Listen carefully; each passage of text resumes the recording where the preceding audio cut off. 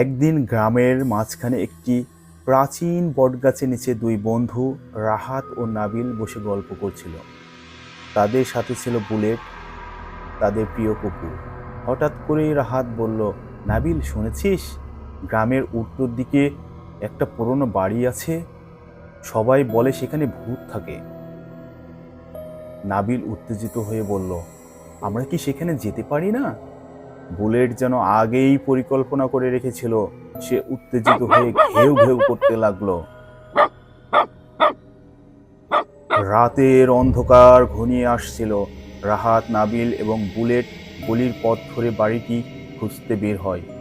চাঁদের আলোতে গ্রামের সরু রাস্তায় হাঁটতে হাঁটতে চারপাশের নিস্তব্ধতায় তাদের একটু একটু করে ভয় দিতে শুরু করে। বুলেট একদম সামনে হাঁটছিল, যেন পথের দিশা দেখিয়ে দিচ্ছে। কিছুক্ষণের মধ্যেই তারা পুরনো বাড়িটির সামনে পৌঁছায়। বাড়িটির দেওয়ালগুলো ভেঙে পড়া, জানালার কাঁচগুলো ভাঙা, বাতাসে শীতল এক ঠান্ডা ভাব। বুলেট হঠাৎ থেমে যায় এবং ঘেউ ঘেউ করতে শুরু করে। রাহাত ও নাবিল ভয়ে কেঁপে ওঠে। তারা সাহস করে দরজার জানালা খুলে ভেতরে ঢুকে। ভেতরে ঢোকার সাথে সাথেই তারা দেখে ঘরের ভেতরে চারপাশে ধুলাবালি জমে আছে, যেন বহুদিন কেউ ঢোকেনি। নাবিল বলল, আমার কিছু একটা অদ্ভুত লাগছে, তুই কি শুনতে পাচ্ছিস?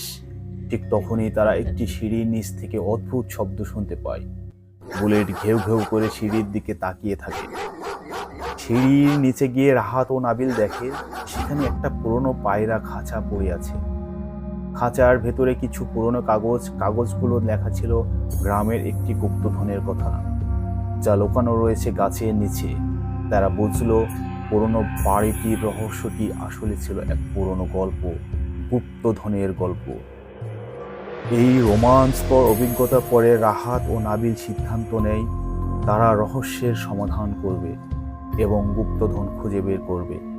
তারা ভাবছিল আগামীকাল আবার আসতে হবে, আগামীকাল আবার অ্যাডভেঞ্চার শুরু বলে